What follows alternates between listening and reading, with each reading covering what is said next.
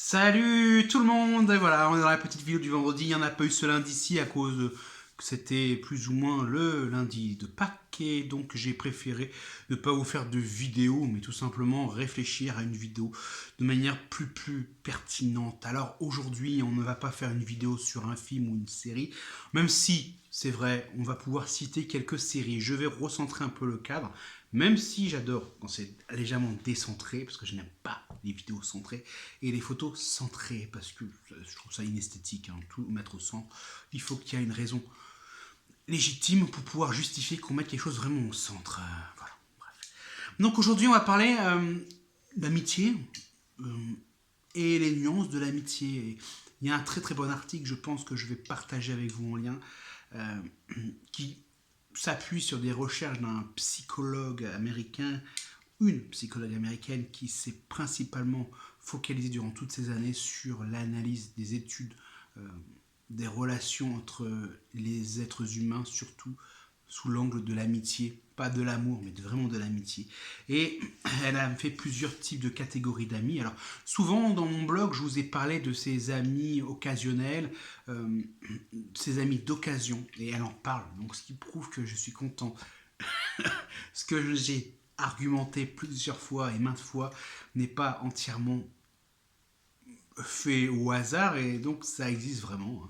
Donc je suis content parce que j'avais vu ça rapidement en cours, mais je n'avais pas noté le nom ni la théorie en question. J'avais vu que ça existait, mais c'était pas forcément l'angle que je voulais vous donner. Alors aujourd'hui, cette vidéo-là vient surtout principalement en écho à une discussion que j'ai eue récemment avec une amie qui est artiste, hein, elle s'appelle Joy, et elle parlait de faire du vide, du ménage, et régulièrement je vous parle souvent du break, de la communication.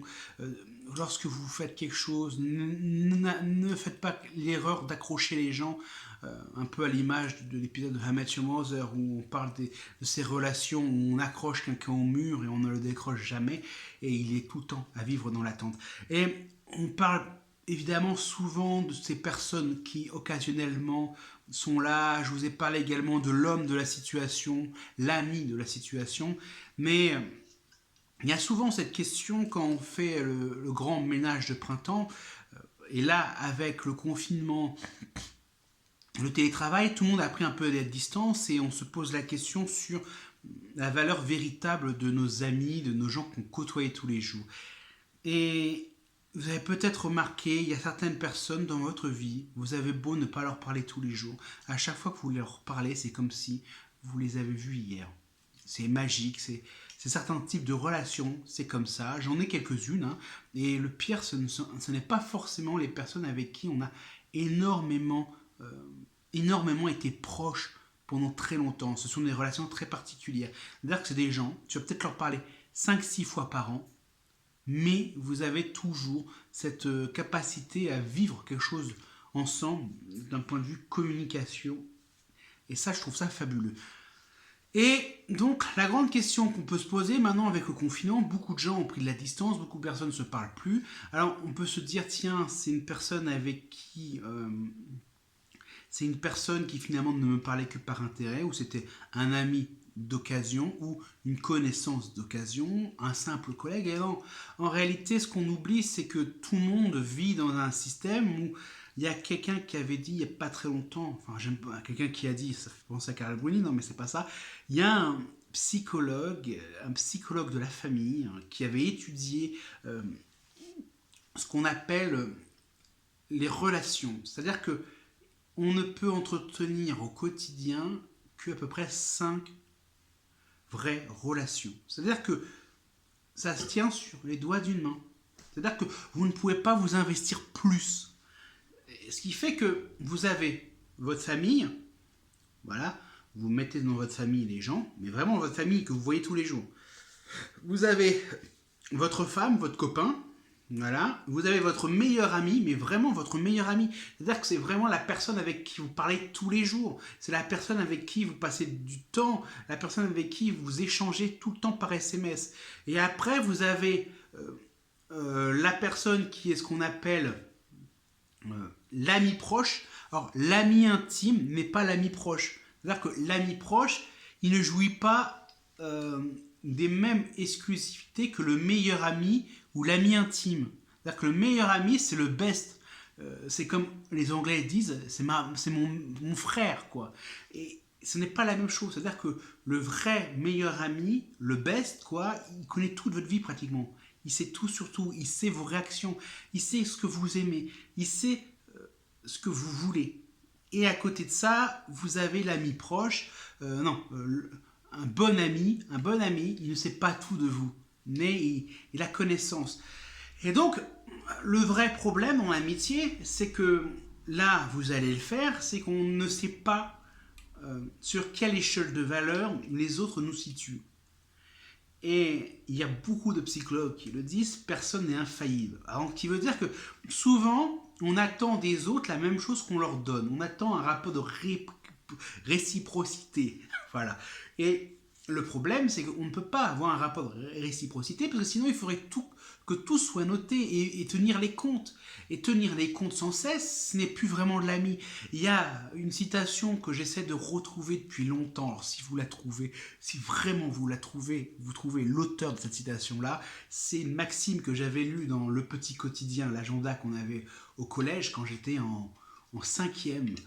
C'est magnifique cette phrase-là, je crois que c'est un auteur classique, ou un auteur qui est rentré maintenant dans les classiques, et moderne peut-être, qui disait « Le meilleur moment en amour ou en amitié, c'est lorsqu'on n'a plus rien à prouver. » C'est magnifique, hein, ça veut dire que vous n'avez plus rien à prouver, vous savez exactement ce que l'autre vaut. Finalement, vous ne tenez plus les comptes, vous donnez et vous prenez, vous donnez, et vous ne faites pas un match pour savoir qui c'est qui a donné le plus, qui a gagné le moins. C'est ça qui est beau. Et là, je vous demande de faire attention. Parce que là, avec votre grand ménage de printemps, bien souvent, même au-delà des ménages de printemps et des grands vides qu'on fait autour de nous, on a tendance, parfois sur un coup de tête, de rayer quelqu'un de notre vie. En fait, la personne nous a blessés. La personne nous a déçus. Mais on oublie une chose, c'est que personne n'est infaillible. Personne n'est parfait. Et comme on est blessé, on est en colère. Et comme on est en colère, on raye cette personne de notre vie. Et je pense que finalement, discuter et apprendre à accepter que l'autre peut faire des erreurs, c'est le seul moyen finalement de grandir, de se construire. Parce que si vous ne faites pas ça, vous allez passer votre vie à vivre avec des rayures, des ratures. Alors, c'est bien beau de dire les rayures et les ratures, c'est normal parce qu'on a le droit de se tromper, mais c'est compliqué. Imaginez si à la fin de votre vie, vous vous dites, tiens, cette personne-là a compté, mais j'étais un peu stupide, je l'ai rayé de ma vie parce que j'arrivais pas à pardonner. Vous allez vous rendre compte que vous avez fait sortir beaucoup de personnes par immaturité. Et en plus, le pire de cela, c'est que bien souvent, vous allez garder dans votre vie des personnes toxiques qui vous font du mal, alors que d'autres personnes qui ont fait une seule erreur dans leur vie ont toujours n'ont plus le droit de citer, n'ont plus le droit de vivre avec vous des choses, n'ont plus le droit de faire partie de votre vie. C'est parce que on a tendance à ne pas savoir comment évaluer les choses. Parce que tout ce qui touche l'amour, tout ce qui touche l'amitié, c'est quelque chose qui, comme je vous ai dit, ça ne marche pas sur un système de on compte les points, ça ne marche pas comme ça. Par exemple, admettons que vous avez un ami que vous riez de votre vie parce qu'il vous a menti sur quelque chose, vous aurez beau lui demander pourquoi il vous a menti, il n'y aura pas de réponse. C'est-à-dire que même si vous le virez de votre vie, il faudrait simplement lui dire en fait, je te pardonne, mais c'est la dernière fois, quoi. C'est la dernière fois que tu me fais ça. Et la personne, il arrive à vous donner des raisons pourquoi il vous a menti. Mais il faut savoir une chose, c'est que le plus souvent, lorsque vous punissez quelqu'un, ou lorsque vous dites à quelqu'un que vous lui en voulez, il va s'en vouloir lui aussi. Il va dire putain, j'ai mal agi, et je suis un con. Et quand vous le riez de votre vie totalement, cette personne-là va éternellement vivre avec cette culpabilité. Et cette culpabilité va le freiner aussi dans le développement de nouvelles relations, de nouvelles amitiés. Parce qu'il va se dire, bah non, je peux pas, parce que je ne mérite pas une amitié, parce que j'ai déjà fait souffrir quelqu'un. Et c'est ça qui est important à noter, c'est que vous ne pouvez pas faire une vie où tout fonctionne sur des ratures et des rayures. Parce que si vous faites une vie qui n'est construite sur des ratures, toute votre vie, vous allez vivre en discontinuité. Et c'est facile, c'est-à-dire que dès que quelque chose ne vous plaît pas, vous la virez de votre vie. Et ça, c'est le piège. La génération des réseaux sociaux vous ont donné une manière de penser qui est, bah, quand quelqu'un m'a déçu, je le vire, il n'existe plus. Sauf que le quelqu'un, il vous a peut-être déçu, vous avez été blessé, et lui, il s'en veut peut-être. Et s'il s'en veut, il ne peut pas essayer de rattraper les choses. Et même s'il veut rattraper les choses, vous l'avez déjà rayé de votre vie. Alors, il va vivre avec ce poids-là. Et le truc, c'est que chaque personne vit avec le poids de regret. Et en plus de cela, on vit avec des rayures. Parce que quand vous faites une rayure, quand vous bannissez quelqu'un de votre vie, il y a un trou qui se forme. Et c'est un déséquilibre. Alors, si vous êtes un peu dans le mystique, si vous êtes un peu dans les mathématiques, dans la science quantique, tous ces trucs comme ça, vous savez que le déséquilibre, c'est quelque chose qui ne fonctionne pas. Le monde n'aime pas le déséquilibre. Même la nature n'aime pas le déséquilibre. C'est pour ça qu'on a l'homéostasie. Et vivre perpétuellement dans un fonctionnement qui se construit autour de il y a quelque chose qui me gêne, je le vire de ma vie, ça ne marche pas. Et c'est pour cela que souvent je vous fais des vidéos sur l'acceptation. C'est-à-dire que l'acceptation, c'est que vous acceptez que c'est comme ça. Mais c'est pas un moyen de renonciation. L'acceptation, c'est ok. Ok, c'est comme ça. Bah tant pis, je vais faire autre. Alors évidemment, vous allez me dire, oui, mais si on fait tout ça, le monde ne changera jamais. Si, il va changer parce que on va tous accepter et à force de tous accepter certaines choses, on va finir par communiquer entre nous. Et c'est ça qui est essentiel, c'est communiquer. On va dire, cette chose-là ne fonctionne pas, il faut qu'on arrête. Et voilà, le monde a changé.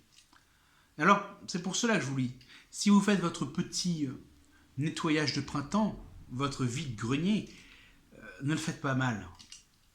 Et si, cette année, au lieu de virer des gens de votre vie, vous essayez de renouer avec certaines personnes en essayant de leur pardonner, sincèrement, pardonnez.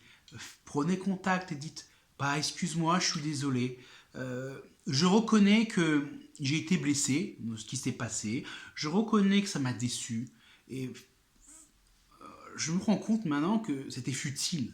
C'est sérieux, la raison pour laquelle on a arrêté de se fréquenter, ou on a arrêté de se parler, mais je trouve ça bête et idiot que tu disparaisses de ma vie alors que tu as compté autant. Et ça, c'est une preuve de maturité, beaucoup plus que de bloquer des gens, que de faire disparaître des gens. Parce que la personne continue à vivre et elle porte avec vous le cadavre de votre amitié. C'était Julien du blog lemecquipasse.fr. Prenez soin de vous et ciao ciao.